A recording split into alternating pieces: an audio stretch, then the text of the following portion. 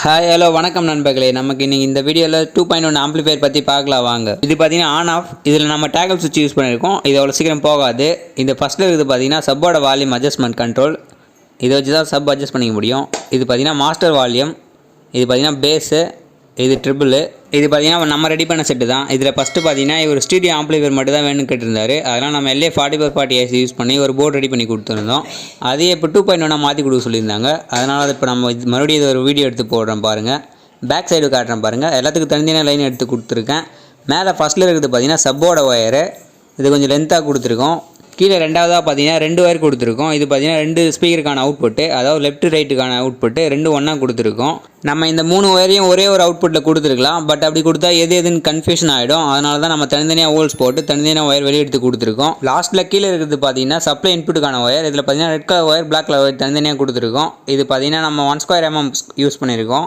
இது மூலமாக தான் நம்ம இந்த ஆம்பிளிஃபையருக்கு பவர் சப்ளை இன்புட் கொடுக்க முடியும். இப்போ நான் வீடியோவை ஜூம் பண்ணி காட்டுறேன் பாருங்கள். 3 தனித்தனி ஹோல்ஸ் போட்டிருக்கோம் பாருங்கள். இதில் ஒரு பிளாஸ்டிக் ரப்பர் புஷ் யூஸ் பண்ணியிருக்கோம். ஏன்னு பார்த்தீங்கன்னா இந்த ஒயர் கட் ஆகக்கூடாதுன்றதுக்காக ஜாயிண்ட் மூலமாக. ஃபஸ்ட்டில் இருக்குது பார்த்தீங்கன்னா சப்பு, ரெண்டாவது இருக்குது பார்த்தீங்கன்னா லெஃப்ட் ரைட்டு, மூணாவது பார்த்தீங்கன்னா சப்ளை இன்புட்டுக்கான லைன் தனித்தனியாக கொடுத்துருக்கேன் பார்த்துக்குங்க. இப்போ ஆம்பிளிஃபையருக்குள்ளே என்னென்ன மெட்டீரியல் யூஸ் பண்ணின்னு பார்க்கலாம் வாங்க. இப்போ நம்ம ஆம்பிளிஃபையரோட டோர் ஓப்பன் பண்ணிக்கலாம். இப்போ நான் ஜூம் பண்ணி காட்டுறேன் பாருங்கள் என்னென்ன மெட்டீரியல் யூஸ் பண்ணியிருக்கேன்னு சொல்லிவிட்டு. ஃபஸ்ட்டில் பார்த்தீங்கன்னா 12 to 24 வோல்ட் கன்வெர்ட்டர் யூஸ் பண்ணியிருக்கோம். இது பார்த்தீங்கன்னா நம்ம 12 வோல்ட் இன்புட் கொடுத்தோன்னா 24024 அவுட்புட்டாக மாற்றி கொடுக்கும். இது பார்த்தீங்கன்னா 10 amps கன்வெர்ட்டர் யூஸ் பண்ணியிருக்கோம். பவர் அவுட்புட் நல்லா கிடைக்குன்றதுக்காக. அதே போல் நீங்கள் கன்வெர்ட்டர் 10 amps சொல்கிறேன்னு பார்த்தீங்கன்னா இதில் 4 டிரான்சிஸ்டர் யூஸ் பண்ணியிருப்பாங்க. நீங்கள் 5 amps டிரான்ஸ்ஃபார்மர் யூஸ் பண்ணிங்கன்னா இதில் 2 டிரான்சிஸ்டர் தான் யூஸ் பண்ணியிருப்பாங்க. இந்த ஆம்பிளிஃபையருக்கு நம்ம யூஸ் பண்ணியிருக்கக்கூடிய சப்புப்ரி பார்த்தீங்கன்னா ஐடெக் பிராண்ட்லேருந்து தான் சப்புப்ரி வாங்கியிருக்கோம். இது பார்த்தீங்கன்னா சிங்கிள் சப்ளை 12 வோல்ட்டில் ஒர்க் ஆகக்கூடிய போர்டு.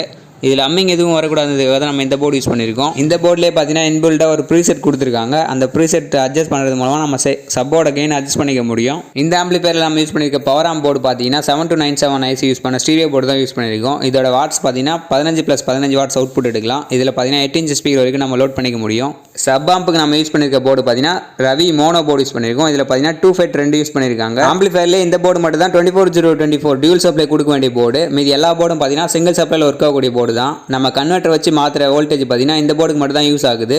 இந்த போர்டில் பார்த்தீங்கன்னா 8 inch லோட் பண்ணிக்கலாம், 10 inch லோட் பண்ணிக்கலாம். கஸ்டமர் பார்த்தீங்கன்னா 10 inch லோட் பண்ண சொல்லியிருக்காங்க. அதனால் இந்த போர்டு இதுக்கு போதுமானது.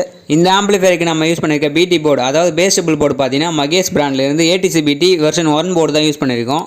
இந்த போர்டு யூஸ் பண்ணியிருந்தவங்க யாருன்னா இருந்தீங்கன்னா கமெண்ட் பண்ணுங்கள் இதோட ரிசல்ட் எப்படி இருக்குன்னு சொல்லிட்டு.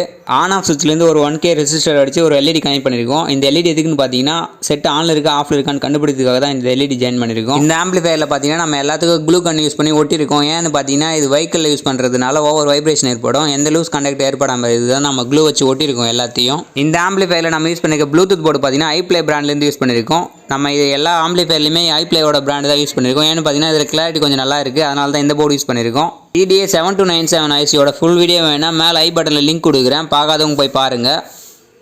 நம்ம போடுற வீடியோ பிடிச்சிருந்தா லைக் பண்ணுங்கள், கமெண்ட் பண்ணுங்கள், ஷேர் பண்ணுங்கள் அண்ட் சப்ஸ்கிரைப் பண்ணுங்கள்.